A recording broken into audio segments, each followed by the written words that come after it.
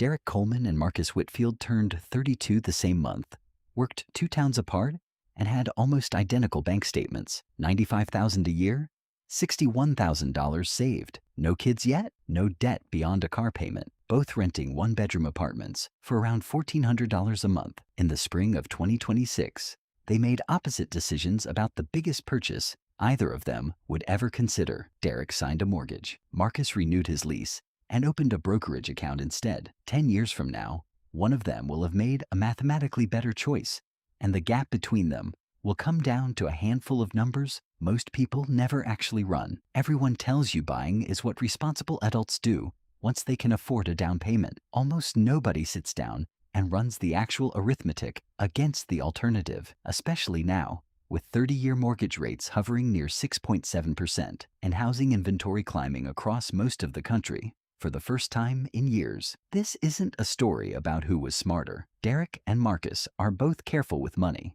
Both read the same articles. Both ran their own spreadsheets before deciding. What separates their outcomes 10 years later has almost nothing to do with intelligence and everything to do with a set of costs and compounding effects that don't show up until you're already living with the consequences of your choice. Derek had watched his parents buy a house in 1998 for $89,000 and sell it in 2021 for $410,000. That story shaped how he saw real estate. A house wasn't just shelter to him. It was the one purchase he'd ever heard of that paid you back. He worked as a project coordinator at a regional logistics company, a stable job with modest raises, and he'd been saving for a down payment since he was 26, tracking listings on his phone during lunch breaks and running mortgage calculators the way other people scroll social media. By early 2026, he had enough for a serious offer in his metro area, where the median home price had climbed to $390,000,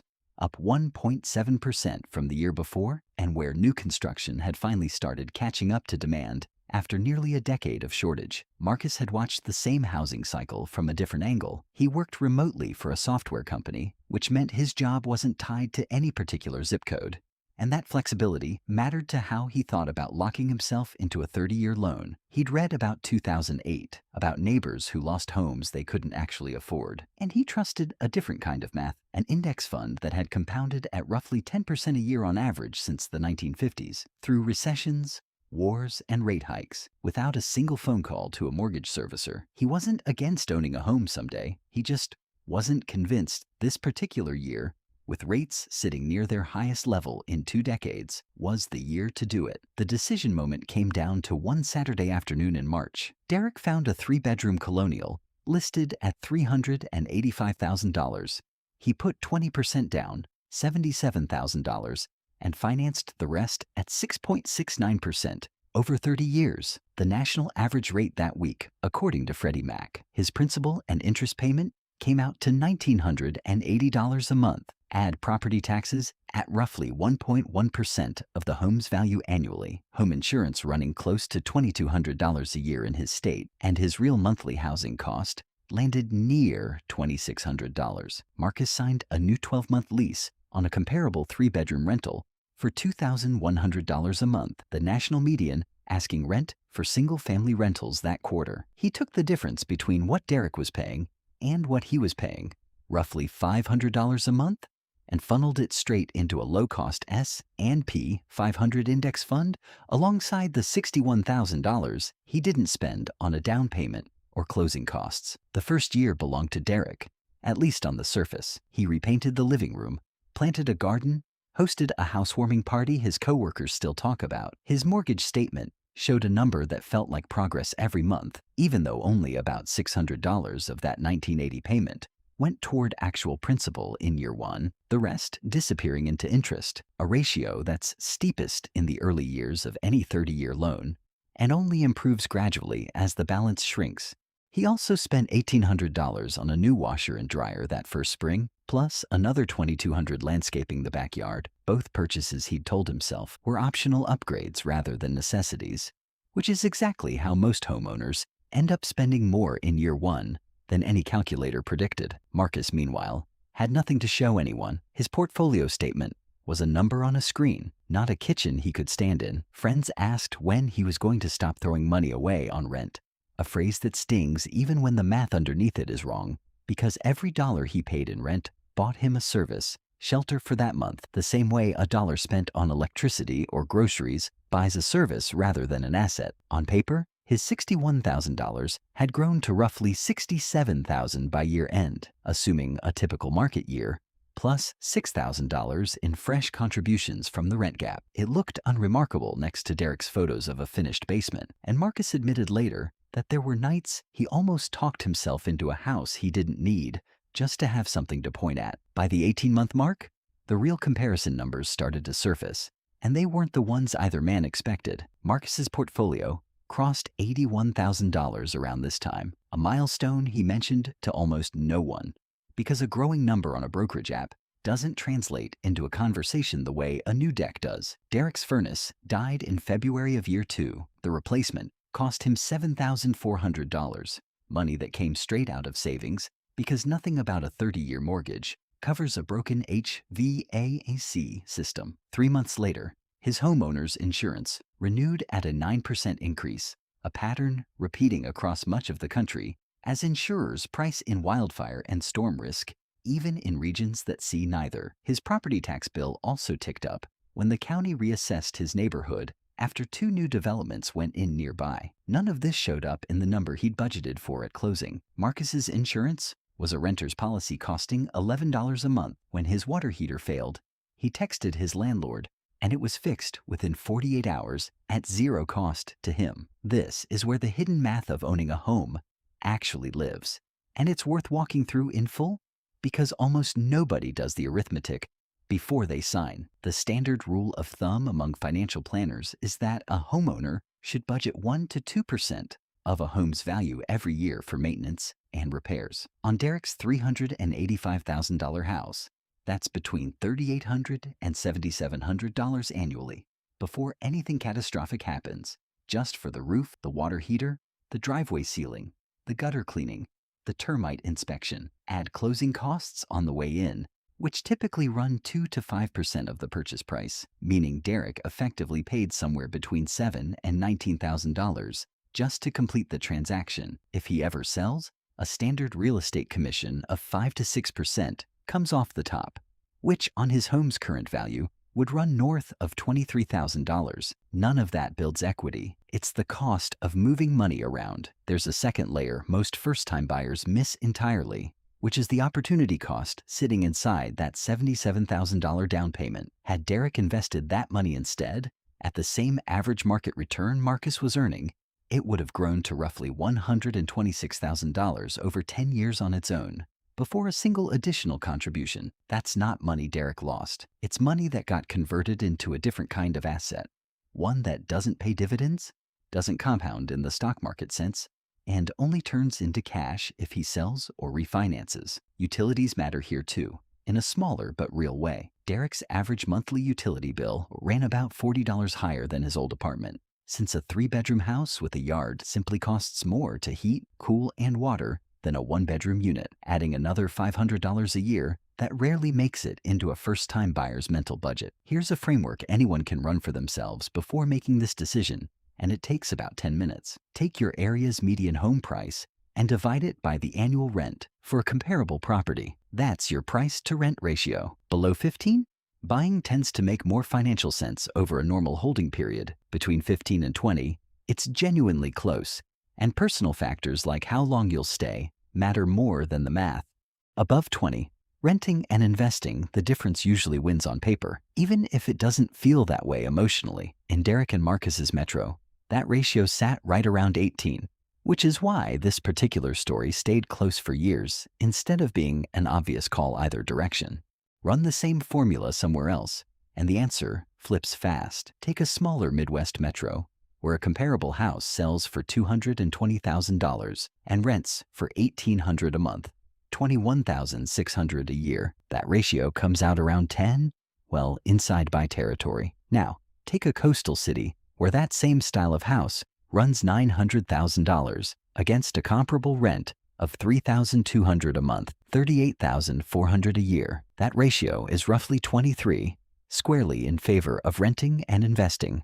No matter how strong the local job market feels, the number changes the answer more than the city's reputation does. The second calculation worth running is your own break-even timeline. How many years of appreciation and rent savings it takes to cover your closing costs, moving costs, and the extra maintenance a homeowner carries that a renter doesn't. For a typical American market in 2026, with rates near 6.7%, that break-even point runs somewhere between 5 and 7 years. Anyone who expects to move sooner than that is usually better off renting, full stop, regardless of how the rest of the comparison shakes out. A rough way to estimate it yourself: add your total closing costs to 2 years of expected maintenance, divide that by your monthly rent savings versus a comparable mortgage payment, and you'll get a number in months. If that number is longer than you plan to stay in the home, the math is telling you something worth listening to. 3 years in, both men were still standing, and the picture had started to shift. Derek had also refinanced nothing, since rates hadn't moved meaningfully below his original 6.69%, a reminder that his monthly payment was going to stay fixed at that level for the full 3 decades, unless the broader rate environment shifted in his favor. Derek's home had appreciated modestly, tracking the national trend of roughly 1 to 2% annual growth rather than the double-digit jumps of 2021, since inventory nationally had climbed between 6 and 11% year over year, depending on the metro, handing some negotiating power back to buyers and cooling price growth almost everywhere outside a handful of tight Northeast and Midwest markets. His home's value sat around $408,000, a gain of about $23,000 on paper, against which he'd paid roughly $71,000 in mortgage interest, $9,000 in maintenance, and another $6,000 in the tax and insurance increases nobody had warned him about. Marcus's portfolio, fed by $18,000 in extra rent, gap contributions over 3 years, plus the original $61,000, had grown to just under $104,000, assuming average market returns with the usual bumps along the way, including one uncomfortable stretch where it dropped 12% in a single quarter. Marcus almost sold everything that quarter. He didn't, and that decision mattered more to his long-term numbers than almost anything else in the story. This is also the point where Derek's real advantages became impossible to ignore, and a fair telling has to give him credit for them. His monthly payment, unlike Marcus's rent, was locked, while national rents crept toward $2,230 for comparable single-family homes. By year 3, Derek's principal and interest never moved a dollar. He'd also started deducting mortgage interest on his taxes, worth roughly $2,000 a year, at his income bracket. And there's a psychological asset that doesn't show up on any spreadsheet. Nobody could decline to renew his lease, raise his rent 9% in a hot market, or sell the property out from under him. Marcus felt the other side of that trade firsthand that same year, when his landlord sold the rental to a new owner who raised the rent by $180 a month at renewal, a 7% jump that Derek simply never had to think about. Marcus paid it and kept investing the remaining gap, which had now shrunk from $500 to roughly $320, a real reminder that his strategy depends on a variable that isn't fully in his control. For a lot of people, the certainty Derek locked in is worth paying for, even if the pure numbers eventually say otherwise, and that trade-off is legitimate rather than a rationalization. By year 5, the structural difference in how these two strategies compound started to separate the story from a coin flip into something closer to a verdict. Derek had now paid down roughly $41,000 of principal, on top of appreciation that had pushed his home's value to around $428,000. His total equity, home value minus remaining mortgage balance, sat near $184,000. That's a real number and a real asset. But look at what it cost to get there. North of $118,000 in mortgage interest paid to the bank, roughly $17,000 in maintenance and repairs, and another $11,000 in insurance and tax increases beyond his original budget. Marcus's account, meanwhile, had crossed $171,000, built from his original $61,000, roughly $33,000 in additional rent gap contributions over 5 years, and the rest from compounding, an effect that doesn't announce itself the way a new deck or a repainted kitchen does. It just quietly accelerates every single year the money stays invested. The final stretch of this comparison is where compounding does what compounding does, which is nothing dramatic for years, and then everything at once. Between year 5 and year 10, Derek's equity kept growing at a steady, linear pace, mostly driven by loan paydown rather than appreciation, since national home price growth over that stretch averaged closer to 2% a year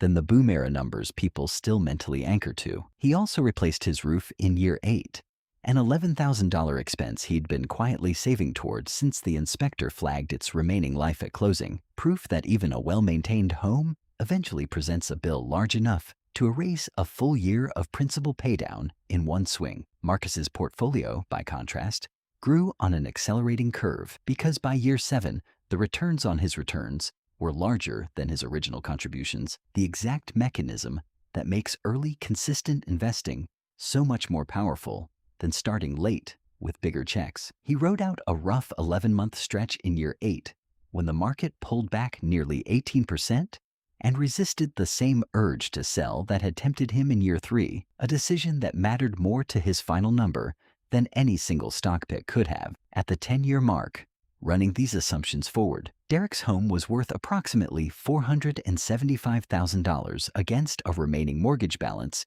near $241,000, putting his equity at roughly $234,000. Marcus's portfolio, after 10 years of rent gap contributions and average market compounding, stood at approximately $309,000. And unlike Derek's number, his hadn't required a single repair bill, tax reassessment, or insurance renewal notice. Here's the side-by-side that matters most, stripped of everything except the final numbers. Derek, roughly $234,000 in home equity, offset by around $190,000 in cumulative interest, maintenance, taxes above budget, and insurance increases paid over the decade. Marcus, roughly $309,000 in liquid investments, fully accessible, taxable on withdrawal, but never locked behind a 30-year loan. Run both numbers after subtracting what it would cost each man to exit his position today, a home sale commission for Derek versus capital gains tax for Marcus, and Marcus finishes the decade with somewhere between $50,000 and $70,000 more in real spendable wealth, depending on his tax bracket. That gap exists almost entirely because of one thing: the difference between a monthly payment that mostly rebuilds a bank's asset in the early years and a monthly contribution that compounds entirely in your own name from day one. None of this means renting and investing is automatically the smarter move for everyone, and it would be dishonest to end the story there. Marcus's strategy only works if the discipline holds. The single biggest risk in his entire plan wasn't the market. It was Marcus himself, and specifically whether he actually invested that monthly difference instead of spending it on a nicer car or a vacation, the way most renters who don't buy actually do. Studies on this exact behavior consistently find that renters who don't formally automate their investments rarely reinvest the full savings gap, which quietly erases most of the advantage this story just walked through. Derek's strategy, meanwhile, comes with a form of forced savings that Marcus's doesn't. A mortgage payment is a bill you can't skip, while a brokerage contribution is a choice you make, or don't, every single month for 10 years straight. There's also the tax-free nature of a primary residence sale, up to $500,000 in gains for a married couple, a benefit that shrinks the practical gap for anyone who stays in a home long enough and sells at the right time. Marcus, by contrast, owes capital gains tax on every dollar his portfolio earns above what he put in, somewhere between 15% and 20% for most income levels if he holds his positions longer than a year, a bill Derek never faces on the home itself as long as he stays under that exemption. And Derek's version of this story has one advantage the numbers can't fully capture. Once his 30-year mortgage is paid off, his housing cost effectively drops toward just taxes and insurance, somewhere around $600 a month in today's dollars, while Marcus, even with a large portfolio, still needs to pay market rent for the rest of his life, unless he eventually buys or draws down principal to cover it. If you're standing where Derek and Marcus stood in 2026, the question worth asking isn't which one of them made the right call. It's which risks you're actually willing to carry. Pull your own area's median home price and divide it by a year of comparable rent to get your price to rent ratio before you do anything else. Calculate your real break-even timeline, including closing costs and expected maintenance, not just the mortgage payment a lender quotes you. Check how long you genuinely plan to stay in one place, since almost every advantage in Derek's column depends on staying past that 5 to 7 year break-even point rather than moving for a job or a relationship 2 years in. And if renting wins that math, be honest with yourself about whether you'll actually move that rent gap money into an account you don't touch on autopilot the same week your rent is due every month, because that discipline is the entire strategy. Marcus's extra $100,000 didn't come from picking better investments than anyone else. It came from never skipping a month. Even during the quarter, his portfolio dropped by nearly a fifth. Set up the automatic transfer before you sign anything, whichever direction you choose, because the version of this decision that actually changes your net worth isn't the one you make once. It's the one you repeat without fail for a decade. So which number are you more afraid of? The maintenance bill you can't predict, or the market drop you can't control?